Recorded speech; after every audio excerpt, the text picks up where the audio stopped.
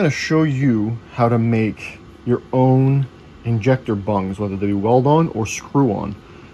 So if you go online and you want some injector bosses, they're called too, you'll find that they're about like, I don't know, 30 bucks a piece on Jegs, or 30 for 8 or whatever, where you can actually make some with extra features using some normal AN fittings that you can get for pretty cheap.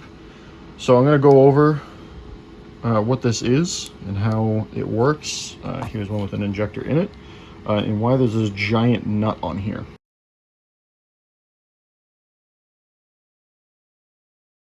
Alright, so let's go over the basics of this. So this is a -10 to 1/4 inch NPT adapter. You can get these online for silly cheap. And the reason we picked this is because a -10 is the closest in size to a fuel injector size that you need for the O-rings. You just have to open this up a little bit. Now, why is it threaded? Now, why is there an NPT on the other side? Well, I'm designing these specifically to add fuel injectors to a plastic intake manifold. So I need to be able to thread into the plastic with some epoxy in order to do that. If you don't want to do that and you want to weld it, obviously we just cut this off. Now, what's the big nut for? So, adding auxiliary fuel to a car that they don't sell a kit for, like the Focus STs and RSs and all that, comes with the problem of mounting the fuel rail. What do you attach the fuel rail to?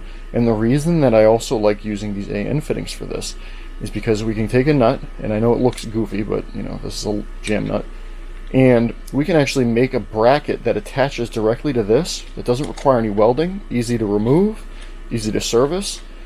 You just thread the nut on, clamp it down onto your bracket that's holding the fuel rail on, and bing bang boom, you now have the fuel rail securely attached to the fuel injector, which is going to hold that pressure in even better using the bracket that you made. So, you know, the way that I'm doing this, cutting this to the top here, it leaves a good amount of room in there for like an 1/8 inch bracket. Now, what I'm about to do, you can do at home without any of the tools that I have. It would just take you a little bit longer. So the first step to doing this is to drill these holes out to the appropriate size. Now I'm going to do that on my lathe, just because I have a mini lathe, but you can do that with just a drill and some drill bits. No rocket science about it. So we're going to do that, and then after that we're going to go over to my mill, which again, if you don't have one, you can still do this, and we're going to cut off the little cone from the top to make it so the injector fits further in, and then we're going to cut this down so the injector spray doesn't have to go as far. Now, a question I know I'm going to get is, you know, the injector's still pretty far up there, aren't you worried about the fuel spray not being, you know, even? These are being used for auxiliary fuel. They're going to be further up in the intake manifold, which means there's more time for it to atomize and mix in with the air, so we're not really all that worried about it.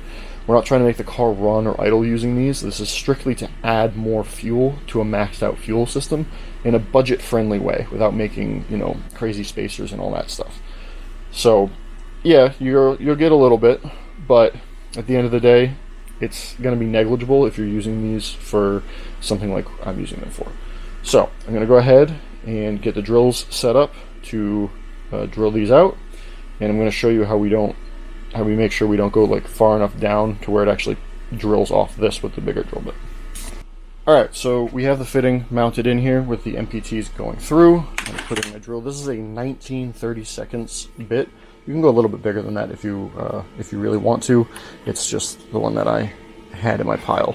Now you have to go pretty deep in there, so I'm gonna start with the bit almost in all the way, and then we'll tighten it down.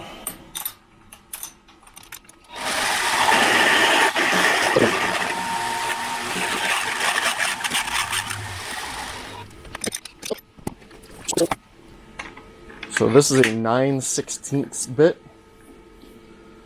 Pretty big. I'm sure you can get the metric ones. I think it's 14 millimeter. You'll notice that I have tape on here. It's 3/4 of an inch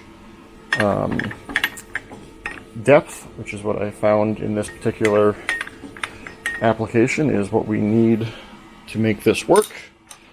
So we're just going to drill till we get to that depth.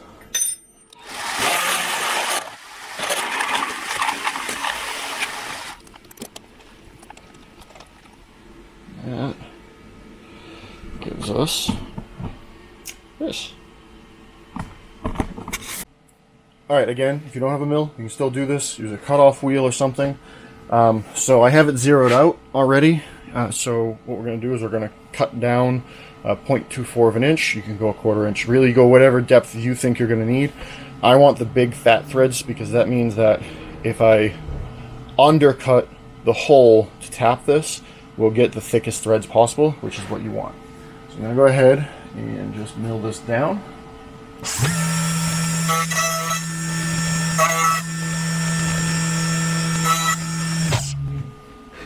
Alright, that side's done. 3. Flip it over to the other side. Now the other side, I'm just gonna eyeball it. We just want to cut that dome off to like the first thread is what we really want.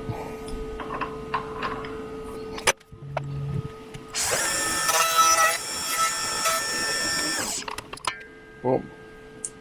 So obviously, you know, gotta do a little bit of cleanup, deburring in there.